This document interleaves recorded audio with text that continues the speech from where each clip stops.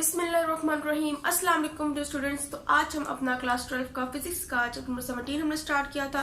तो उसका topic number 17.3 आज हमारे पास विच इज इलेक्ट्रिकल कंडक्टेंस। पिछले लेक्चर में हमने इलेक्ट्रिकल कंडक्टेंस को स्टडी किया था, इसके अलावा एनर्जी बैंड थ्योरी को स्टडी किया था। तो आज हम इंसुलेटर को, सेमीकंडक्टर्स को, कंडक्टर्स को स्टडी करेंगे according to the energy band theory. ठीक है, तो सबसे पहले हमारे पास आता है इंसुलेटर। इंसुलेटर में हम कहते हैं कि हमारे पास जो इलेक्ट्रॉन्स हैं वो बाउंड हुए होते हैं विद द वैलेंस बॉन्ड।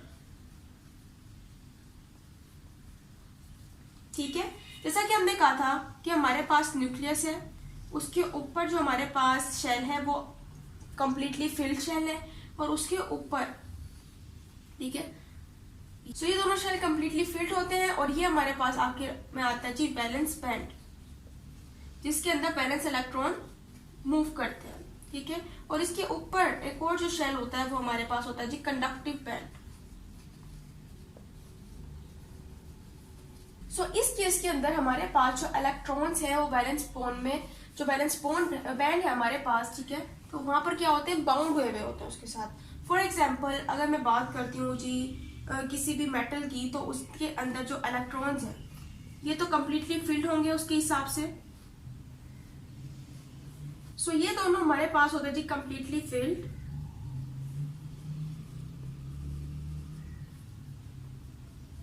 इसके अलावा जो इलेक्ट्रॉन्स यहाँ पर मौजूद होते हैं वो भी न्यूक्लियस के साथ बहुत ज्यादा टाइटली बाउंड होते हैं। इसकी वजह से electrons in the valence band उछल कर या एक्साइटेड स्टेट में कंडक्टिव बैंड की तरफ नहीं जा पाते। क्यों? क्योंकि न्यूक्लियस ने इस केस के अंदर अपने इलेक्ट्रॉन्स को, जो वैलेंस बैंड में भी इलेक्ट्रॉन्स है, उनको ग्रिप में रखा होता है, बाउंड किया हुआ होता है अपने साथ। सो इस केस में हमारे पास कंडक्शन बैंड एम्प्टी रहता है, क्योंकि इलेक्ट्रॉन्स को न्यूक्लियस ने बहुत ज्यादा टाइटली बाउंड किया होता है। इसलिए ये बहुत ज्यादा रेयर केसेस में होता है कि इलेक्ट्रॉन जो है एक्साइट होकर कंडक्शन बैंड में चला जाए, लेकिन ऐसा नहीं होता है क्योंकि न्यूक्लियस ने इसको अपने साथ बाउंड किया होता है। ठीक है ना, ये वैलेंस बैंड है और ये कंडक्शन बैंड है।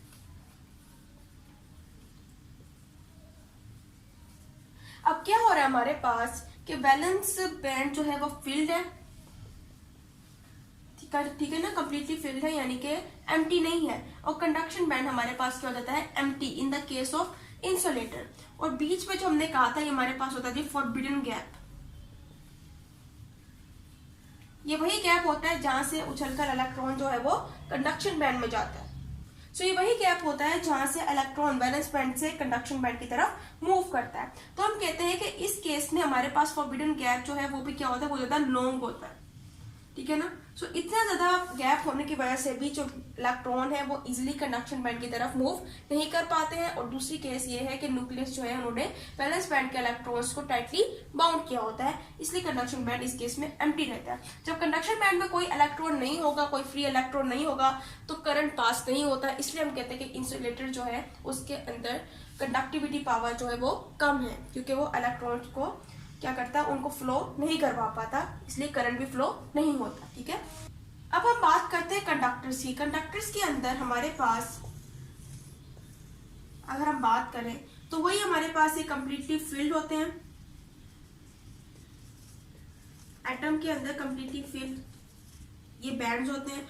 और फिर जो आखिरी हमारे पास होती है वैलेंस बैंड, और ये सबसे ऊपर वाला हमारे पास कंडक्शन बैंड। ठीक है, अब इस केस के अंदर क्या हो रहा है कि वैलेंस बैंड के अंदर जो वैलेंस इलेक्ट्रॉन्स हैं वो टाइटली बाउंड नहीं हुए होते विद द न्यूक्लियस, इसलिए चांसेस होते हैं कि जब भी उनको एनर्जी मिलेगी वो एक्साइट होंगे और इजीली कंडक्शन बैंड के अंदर मूव कर जाएंगे। और दूसरी बात यह है कि इस केस के अंदर वैलेंस बैंड और कंडक्शन बैंड की ओवरलैपिंग हो रही होती है। ओवरलैपिंग मीन्स एक दूसरे के ऊपर चढ़े होते हैं। सो इस केस में इलेक्ट्रॉन्स के लिए वैलेंस बैंड से कंडक्शन बैंड की तरफ मूव करना बहुत ज्यादा ईजी हो जाता है। अगर बैंड की फॉर्म में देखें हमारे पास कंडक्शन बैंड गैप बहुत ना होने के बराबर होता है, इसलिए हम उसको शो नहीं करते हैं, और वैलेंस बैंड। ठीक है, अब यहाँ पर फॉरबिडन गैप ना होने के बराबर है, इसकी वजह से इलेक्ट्रॉन्स इजिली वैलेंस बैंड से कंडक्शन बैंड की तरफ मूव करते हैं। और फिर ये हमारे पास किसकी प्रॉपर्टी आती है, कंडक्टर्स होते हैं, मटेरियल्स होते हैं जिनके अंदर इलेक्ट्रॉन जो है कंडक्शन बैंड के अंदर फ्रीली मूव करते हैं और फिर करंट फ्लो होता है। सो सेमीकंडक्टर के केस में हमारे पास वैलेंस बैंड इलेक्ट्रॉन से पार्शियली फिल्ड होता है। सेमीकंडक्टर हमारे पास वैलेंस बैंड जो है वो भी पार्शियली फिल्ड होता है और कंडक्शन बैंड भी पार्शियली फिल्ड होता है। पार्शियली मींस अधूरा, यानी कंप्लीटली नहीं होता है, पार्शियली होता है। इसके अलावा जो बीच में इनका जो फॉरबिडन गैप होता है वो क्या होता है, बहुत ज्यादा नैरो, बहुत कम होता है। ठीक है, अब इस केस के अंदर क्या हो सकता है कि या तो वैलेंस बैंड के इलेक्ट्रॉन्स बहुत से केसेस में मूव कर भी जाते हैं और बहुत से केसेस में मूव नहीं भी कर पाते। जिन केसेस में हमारे पास वैलेंस बैंड के इलेक्ट्रॉन, जो वैलेंस इलेक्ट्रॉन्स है वो कंडक्शन बैंड में मूव नहीं कर पाते, तो तब हमारे पास सेमीकंडक्टर जो है एज अ इंसुलेटर एक्ट करता है। लेकिन जब वैलेंस बैंड के इलेक्ट्रॉन्स कंडक्शन बैंड में मूव कर जाते हैं तो वो हमारे पास क्या कर रहे होते हैं, एक्ट कर रहे होते हैं एज अ कंडक्टर्स। अब ये कब जाते हैं और कब नहीं जाते, ये कई केसेस में होता है। ज्यादातर हम टेम्परेचर में देखते हैं कि हमारे पास जो टेम्परेचर है वो बहुत ज्यादा मीन रखता है इस केस में। क्यों? क्योंकि जब हम टेम्परेचर की बात करते हैं, फॉर एग्जांपल एट 0 केल्विन में हमारे पास जो इस टेम्परेचर पे हमारे पास इलेक्ट्रॉन जो है वैलेंस बैंड के वो कंडक्शन बैंड की तरफ मूव नहीं कर पाते हैं। ठीक है, देखिए जब हम रूम टेम्परेचर की बात करते हैं, मीन के टेम्परेचर को बढ़ाते हैं तो हमें पता है कि सॉलिड के जो मॉलिक्यूल्स हैं उनके अंदर वाइब्रेशन स्टार्ट होती है।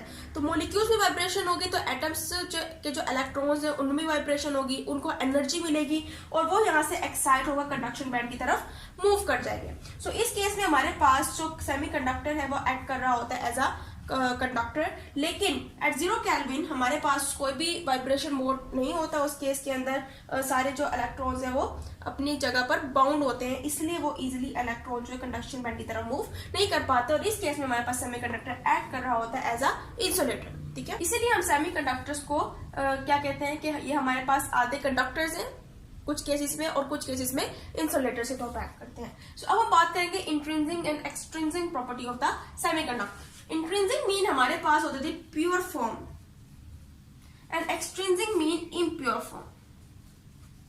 ठीक है, the semiconductor in the form of purity is called the intrinsic semiconductor and the semiconductor in the form of impurity is called the extrinsic semiconductor. ठीक है, सो हम कह रहे हैं कि हमारे पास सेमीकंडक्टर दो तरह के आते हैं, एक प्योर है खालिस है और एक खालिस नहीं है। खालिस का मतलब क्या होगा कि कोई भी एलिमेंट है तो सिर्फ उसी के मॉलिक्यूल जो है, उसी के एटम जो है वो क्या होंगे, शामिल होंगे। लेकिन इम्प्योरिटी में क्या करेंगे, किसी भी एलिमेंट के अंदर हम किसी और एलिमेंट के जब एटम्स ऐड कर देते हैं तो उसके अंदर इम्प्योरिटी आ जाती है। ठीक है, फॉर एग्जाम्पल हम बात करते हैं जी सिलिकॉन की। सिलिकॉन का हमारे पास एटॉमिक नंबर 14 मीन के इसके इलेक्ट्रॉन जो है वो कितने होंगे, 14 होंगे। ठीक है, 1 2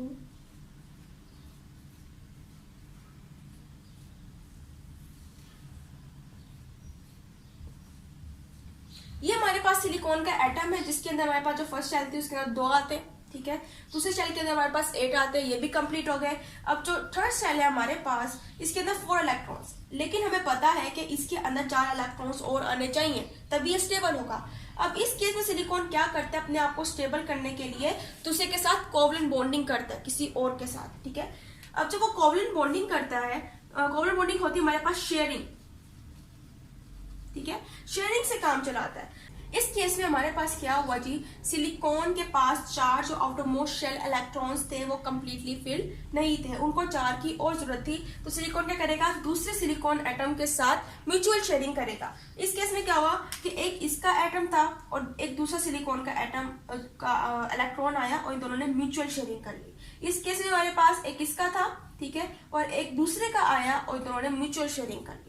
अब इधर भी यही केस हुआ है और इधर भी यही केस हुआ है, यानी कि एक इसका इलेक्ट्रॉन है और दूसरा बाहर से आया, दोनों ने म्यूचुअल शेयरिंग। अब हम अगर गिनते हैं, काउंट करते हैं तो 1 2 3 4 5 6 7 8 हमारे पास टोटल 8 इलेक्ट्रॉन जो है वो फिल्ड हो जाते हैं। अब यही हमारे पास क्या है, इंट्रिंसिक प्रॉपर्टी है सेमीकंडक्टर की, यानी कि प्योर फॉर्म भी है। और इस केस में हमारे पास कोवलेंट बॉन्डिंग होती है, शेयरिंग होती है कि एक एलिमेंट जो है उसका एटम दूसरे एलिमेंट, सेम एलिमेंट के एटम के साथ म्यूचुअल शेयरिंग करके अपनी स्टेबिलिटी को पूरा करता है। सो ये तो हमने बात कर लीजिए intrinsic property of the semiconductor, means के pure form of the semiconductor. अब हम बात करते हैं एक्सट्रिंसिक प्रॉपर्टी, मींस के इम्प्योर प्रॉपर्टी, किस तरह से।